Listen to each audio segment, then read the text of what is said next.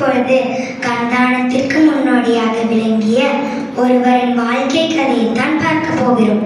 அவர் தான் திண்ணன் கண்ணப்ப நாயனார் என்று அழைக்கப்பட்டு 63 நாயன்மார்களுள் ஒருவராக விளங்கியவர்.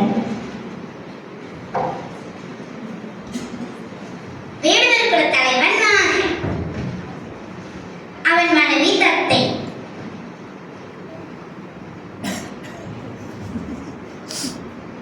இருவருக்கும் நீண்ட நாட்களாக குழந்தை இல்லை. அதனால் அவர்கள் இருவரும் முருகப்பெருமானை வேண்டினர்.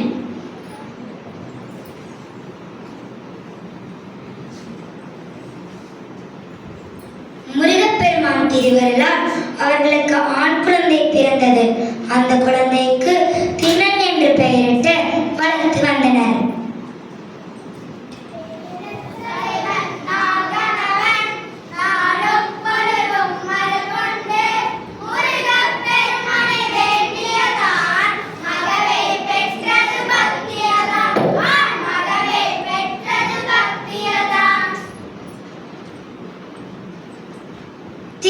சிறுவயதிலே காட்டுக்கு சென்று புலிக்குட்டியை பிடித்து வந்து வீட்டின் முற்றத்தில் கட்டி போடுவான். அவன் தனது 7 வயதிலேயே வில் வித்தையை சிறப்பாக கற்றுக்கொண்டான். வேடர் குலத்திற்கு ஏற்ற தைரியசாலியாகவும் இருந்தான். சில ஆண்டுகள் கடந்தன.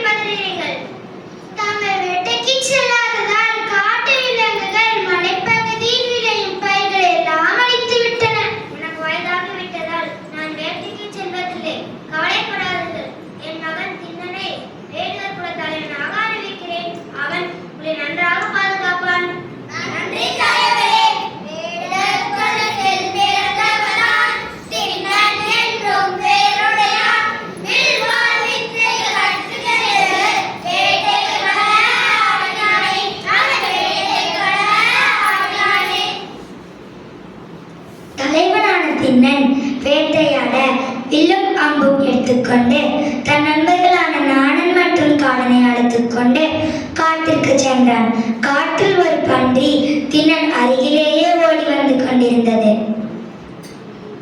ஆஹா, இந்த பன்றியை வேட்டையாட போகிறேன். எங்கு ஓடினாலும் விட மாட்டேன். திண்ணன் இந்த பன்றியை துரத்தி கொண்டு ஓடினான். திண்ணனை தொடர்ந்து நாகனும் காடனும் வெகு வேகமாக ஓடினார்கள். திண்ணன் இந்த பன்றியை தனது ஈட்டியால் குத்திக் கொன்றான். நீண்ட தூரம் ஓடி வந்து விட்டோம். பசிக்கிறது. இந்த பன்றியை சமைத்து உண்ணலாம். வாருங்கள், நதிக்கரைக்கு செல்வோம். அங்கு சென்று நெருப்பு மூட்டி சமைக்கலாம்.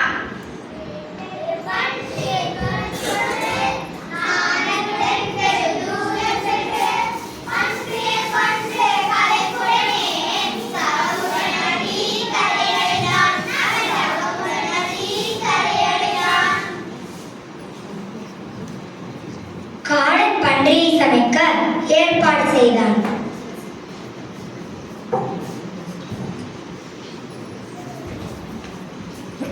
நீண்ட தூரம் ஓடி வந்ததால் தாகமாக இருக்கிறது. தண்ணீர் வேண்டும். இதோ பொன்புகளியாறு. தண்ணீர் சுவையாக இருக்கும். அள்ளி பருகு.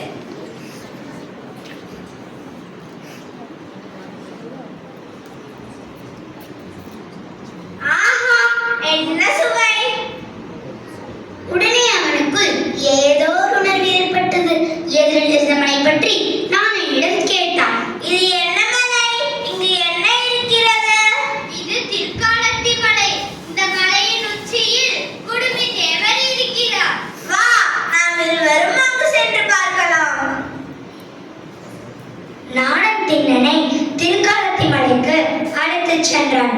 அங்குள்ள சிவலிங்கத்தை கண்ட திண்ணன் பரவசமடைந்தான். காலத்தி மலையில் திண்ணன் லிங்குருவத்தை காணாமல் சிவபெருமானையே கண்டான். அதனால் ஓடி சென்று கட்டி அணைத்துக் கொண்டான். ஒரு குழந்தையை கொஞ்சுவது போல் கொஞ்சினான்.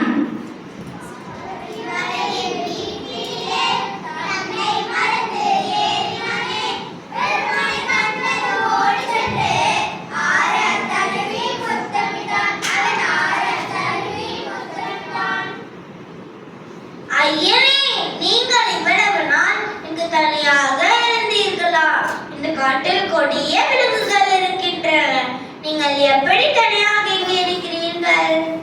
சற்று பொறுங்கள், தங்களுக்கு ஏதாவது சாப்பிட கொண்டு வருகிறேன். தன் நண்பன் காடன் சமைத்து வைத்த இறைச்சியை பார்த்தான். அதில் எந்த பகுதி சுவையாக இருக்கும் என்று சுவைத்து பார்த்தான். அட, இறைச்சி சாப்பிட்டால் சிவபெருமானுக்கு தண்ணீர் தாகம் எடுக்குமே. தண்ணீர் எடுத்து செல்ல குவளை எதுவும் இல்லையே.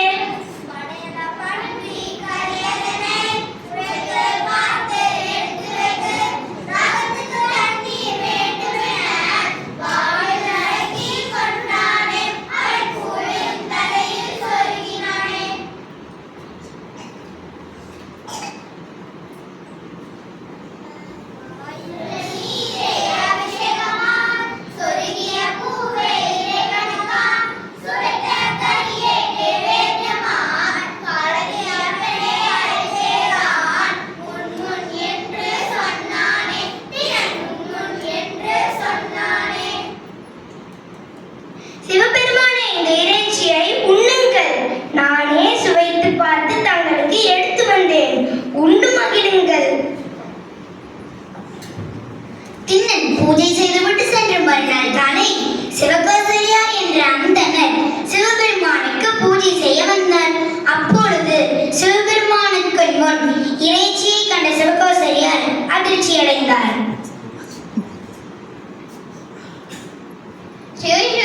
யார் இந்த காரியத்தை செய்தது? ஏதோ தவறு நடந்துவிட்டது. இப்போவே நான் சுத்தம் செய்கிறேன்.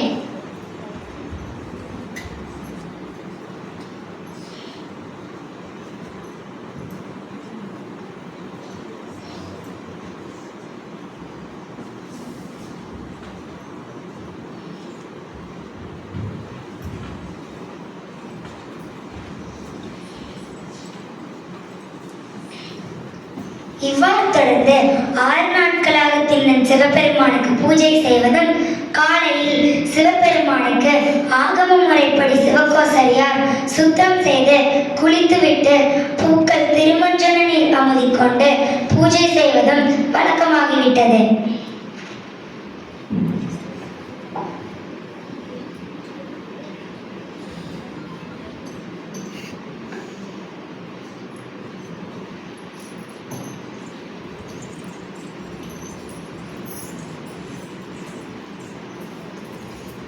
சிவபெருமானே, தினமும் இந்த கொடுமையை தங்களுக்கு செய்வதையா உங்களை இவ்வாறு அழுக்காக்கிட்டார்களே. 6 நாட்களாக பொறுத்துக் கொண்ட சிவகோசரியார் 7வது நாள் சிவபெருமானிடம் வேண்டினார். அன்று இரவு சிவகோசரியாரின் கனவில் சிவபெருமான் வந்தார். எனக்கு பூஜை செய்பவனை சாதாரண வேடத்தில் நினைத்து விடாதே. அவனது பக்தியை நீ நாளை காட்டுக்கு வந்து ஒரு புதருக்கு பின் மறைந்து நின்று பார்.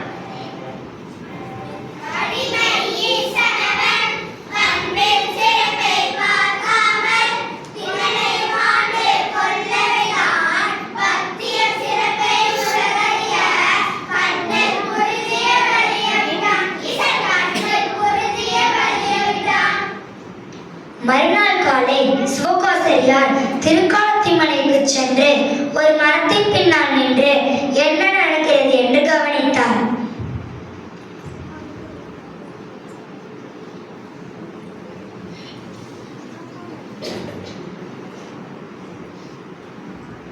வழக்கம் போல் அன்றும் சிவபெருமானுக்கு பூஜை செய்ய வந்தான் திண்ணன். அப்பொழுது சிவபெருமானின் ஒரு கண்ணில் ரத்தம் படிவதை கண்டு பதறினான்.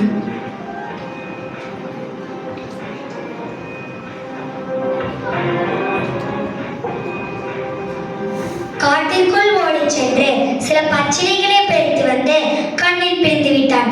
இருப்பினும் ரத்தம் நிற்கவே இல்லை. ஐயனே, ஐயனே, என்ன ஆயிற்று? ஏன் தங்கள் கண்ணிலிருந்து ரத்தம் வருகிறது? ஐயனே, ஊனுக்கு ஊன் வினை தீர்க்கும் என்பது போல என் கண்ணை தங்களுக்கு எடுத்து வைக்கிறேன்.